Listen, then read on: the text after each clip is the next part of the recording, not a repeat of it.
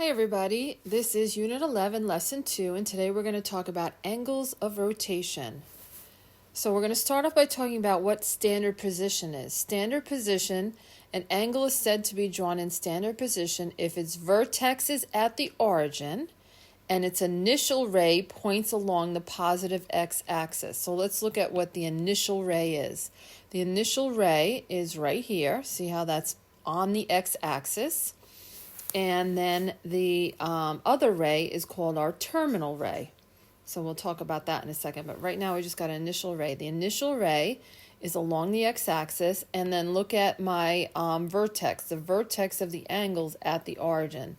The vertex is where those two rays meet. All right? Now, when we talked about angles back in geometry, or rotations rather, we talked about a positive rotation was always counterclockwise. So the positive counterclockwise, and a negative rotation is clockwise. So what's a coterminal angles? Coterminal angles are any two angles drawn in standard position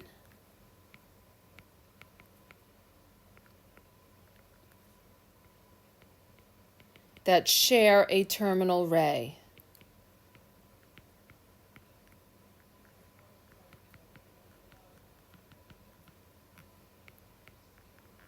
Okay, so basically there are two angles that are moving in opposite directions.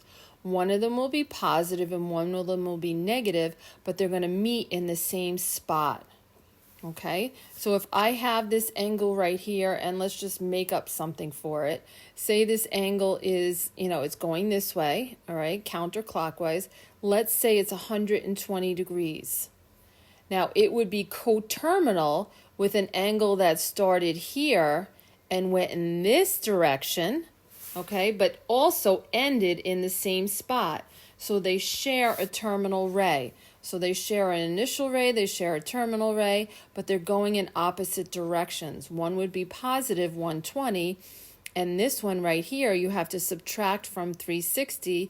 That would be negative 240 degrees, but they would be coterminal angles. All right, so other examples of coterminal angles are 30 and negative 330, negative 100 and 260, or 225 and what? Well, I'd have to subtract from 360, so 360 minus 225, and that's 135. But remember, to show it's going in the opposite direction, I would have to put a negative there. All right, so basically they are moving, they move in opposite directions. One is going to be a positive angle going counterclockwise, and one's going to be a negative angle going clockwise. They move in opposite directions. Notice I also labeled my quadrants here. Quadrant 1 starts in the top right. Quadrant 2 goes in the top left. And then they go counterclockwise, quadrant 3 and quadrant 4. So those are going to be something that come up also. Now, what's a reference angle? A reference angle is the positive acute angle. Acute angle means that it's less than 90. So it's the positive acute angle that can represent an angle of any measure. It's a positive acute angle that can represent an angle of any measure. It's basically the angle the given angle makes with the x-axis. All right, the angle, the given angle makes with the x-axis. So it's the closest distance of the terminal ray to the x-axis. The closest distance of the terminal ray to the x-axis. All right, so if I was going with my original angle up here, all right, that I just pretended was 120 degrees. I made that up. It wasn't measured or anything like that. All right, this is my terminal ray that I'm tracing in red right here. The closest distance to the x-axis goes this way. All right, not the other way, because that would take longer. And that's a line, so all I have to do to figure out that reference angle, I'm going to do 180 minus 120, so that would have a reference angle of 60 degrees. It's the angle that given angle makes with the x-axis, the closest distance of that terminal ray to the x-axis. All right, let's look at some problems. For each of the following angles given by the Greek letter theta, draw a rotation diagram and identify the quadrant. State one positive and one negative coterminal angle and identify the reference angle. All right, so we got a lot to do. Say I had 145 degrees. I'm always starting right here. Okay, so 145 degrees would look about like that, I guess. All right, so this could be 145 degrees going this way, counterclockwise. All right, so what quadrant is 145 degrees in? Well, remember my quadrants go 1, 2, 3, 4. You don't have to label them each time, but I did for this time so we can see. So the coterminal angles are 145, and then I have to subtract from 360, and that's going to give me 215. But remember, I would be going in the opposite direction for that negative 215, but they would wind up and share that terminal ray right there. All right, so 145 is the red angle, and just to point out again, the negative 215 would start here, but it would go in this direction, but again, it would end at the same place. All right, so together the coterminal angles form a complete circle of 360. What's my reference angle? Well, my reference angle, I'll highlight it. Oops, I meant to highlight. Sorry about that. My reference angle is the distance that terminal side, oops, I'm just erasing stuff and not meaning to. Sorry, guys. So this is my angle right here. The reference angle is the distance from this terminal side to the closest x-axis, whether that's going to be on the left or the right. So my reference angle is right there. And the way I figure out my reference angle is I'm going to do 180 minus 145. I'm showing you how I get it, is 35. I just need 35, but I showed you how to get it. All right, 320. So 320 starts here, and it goes all the way around to somewhere about here. Okay, because this is 90, 180, 270, so it's more than that. All right, it's in quadrant 4. So the coterminal angle is 320, and then 360 minus 320 is 40. But remember, it would be going in the other direction. So I'll show you the coterminal of negative 40 would be going this way. Okay, and talking about that little piece. And again, my reference angle is the closest distance to the x-axis. So from that terminal ray, and my terminal ray, here, I'll make it in purple. This is my terminal ray right here.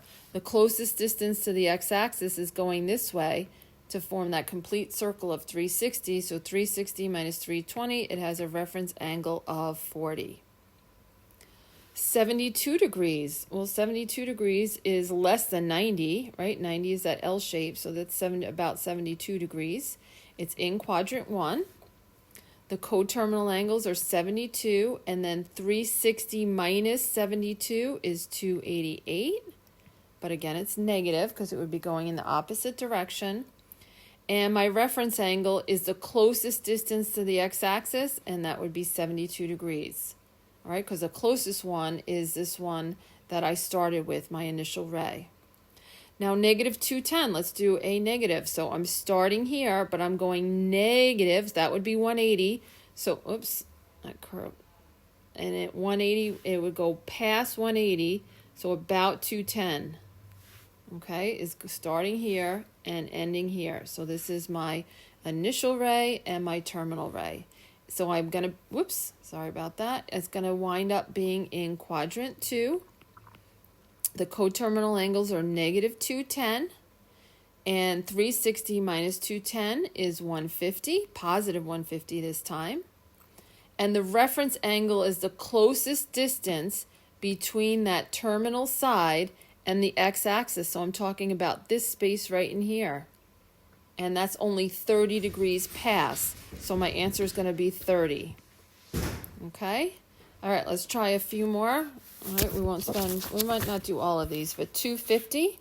So 250 is going this way. So here's my ray. So 250, that's 180, 250, and I'm going to end up somewhere around here because 270 is going to be, the end of that third quadrant. So I'm going to be in third quadrant. My coterminal angles are 250. 360 minus 250 is negative 110. And what's my reference angle? Again, my reference angle is the distance to here to the x-axis. So I'm talking about this space right in here. And 250, I went 70 past 180. So my reference angle is 70. All right. Let's do another negative, and then we'll do one that's greater than 460. So we'll do F and G. So negative 310, I'm starting here, but I'm going negative. So 90, 180, 270. Whoops, yikes, I didn't mean to do that. So 90, 180, 270. Whoops, I'm going past 270. So it's somewhere, it's going that way. So I'm in quadrant 1. It's coterminal, negative 310 is coterminal 360 minus 310 is positive 50. And the reference angle again is 50 because the reference angle would be the distance from here to here. It's the same as that coterminal angle. Now I do want you to see what 460 looks like. So if I start here and I go completely around 90, 180, 270, 360, up 360 plus 90 is 350. 360 plus 90 is what? 450, but it's 460, so it's just going past it. All right, now I don't have to draw that whole circle. I just need to know that, I'm going past this, and I'm going a little bit past. Boom, there it is. All right, I'm in quadrant 2, but I've gone it's like going one complete lap around the track plus a little bit more. So it's really the equivalent of 100 degrees, and then it would be negative 260. All right, so I really can just take that 460, subtract 360, and then I have 100 left. So it's one lap plus 100 more. But I'm not going to draw that once around. I just wanted to show you. And the reference angle is the closest distance to the x-axis. So I'm talking about this in here. All right, so 180 minus 100 is going to be 80 degrees. All right, let's look at some other examples. I got some multiple choice here. In which quadrant would the terminal ray of an angle drawn in standard position fall if the angle measures 860 degrees? All right, so 360 is once around. Another 360 is another lap around. So that's 720. So, but I'm doing 860, so it's not enough for one more lap around. But if I do 860 minus 720, so you got to think in multiples of 360. That's 140 degrees. Where's 140 degrees going to lie? Well, I'm starting here. That's my initial. So 90 and 140 is going, and this is 180, so it's going to be between the 90 and the 180. All right, so that, oops, oh my goodness, I didn't mean to erase all that. So that's going to be this right here, and I would be in quadrant 2.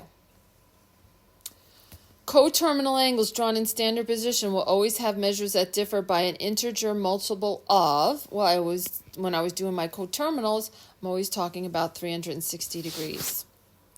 All right, now we're going to talk about radians. Radians you talked about one day back in geometry, but we didn't spend too much time on them.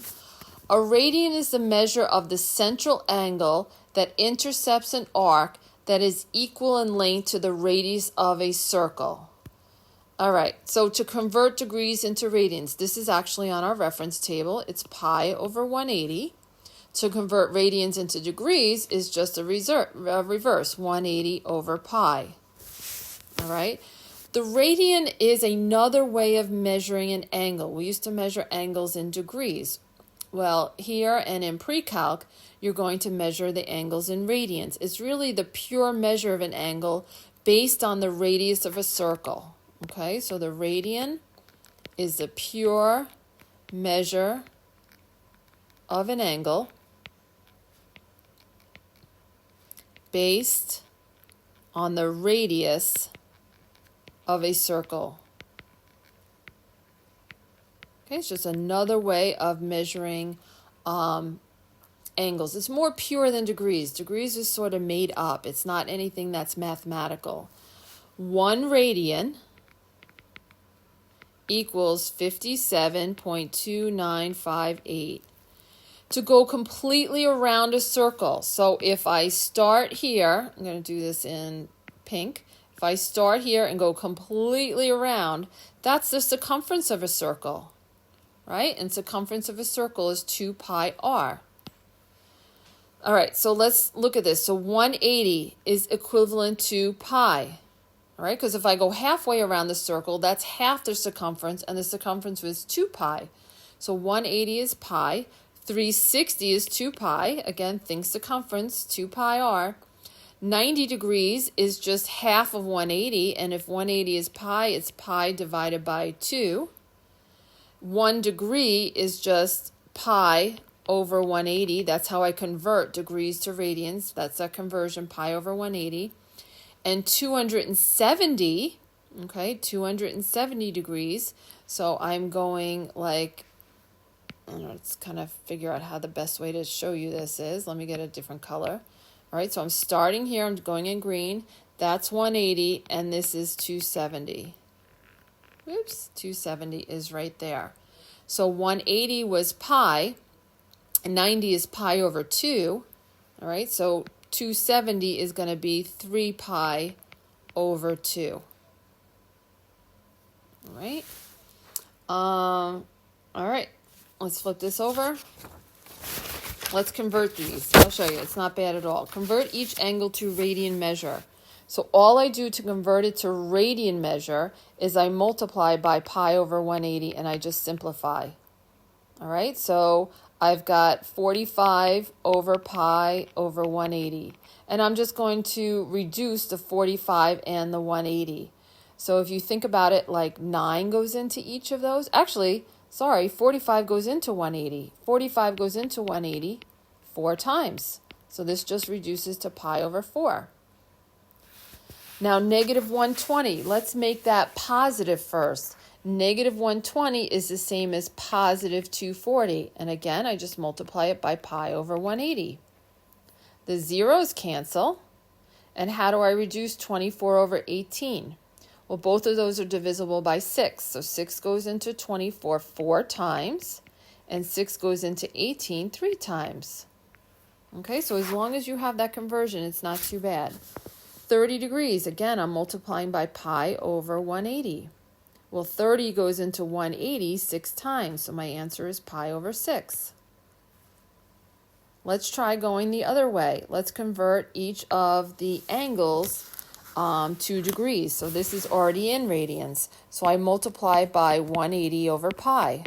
Well, look, pi's cancel, and 6 goes into 180 30 times. Let's convert 7 pi over 4. Again, I multiply by 180 over pi. Pi's cancel. All right, and then 4 goes into 180. Let's see how many times. 4, 45. And then I'm just multiplying 7 times 45. So now I'm changing my radians into degrees. You should feel comfortable going both ways. And 3 pi over 2, I'm going to multiply by 180 over pi. Pi's cancel. 2 goes into 180 90 times. And 3 times 90 is 270. All right. The terminal side of an angle measuring negative 7 pi over 6 radians lies in which quadrant? Now, you're more comfortable working in degrees, so let's change this to degrees. Negative 7 pi over 6 times 180 over pi. Okay, change colors. Pi's cancel. 6 goes into 180 30 times. Negative 7 times 30 is negative 210. All right, let's think about this. So negative 210, I'm starting here, but I'm going negative. So 90, 180. Oh, it's going past 180, so it's in here somewhere. All right, so that's the angle. So what quadrant is it in? It's in quadrant 2. All right, arc length. We talked about arc length back in geometry last year when we were doing circles. In geometry, we discussed length of an arc along a circle is a fraction of the circumference of a circle. Because of our understanding of radian measure, we can find arc length more easily using the formula. So last year in geometry, you did the angle, okay, over 360 times your circumference, 2 pi r. That's because we're working in degrees. But if you're working in radians, arc length is just this very simple formula. It makes it life much easier. S equals R times theta. So S is the arc length. Theta is the angle, but in radians. And R is the radius. So all you have to do is take that angle in radians. I'm sorry, I meant to write radius here. Take that angle in radians and multiply it by the radius. That's it. None of this angle over 360. That's what we did last year.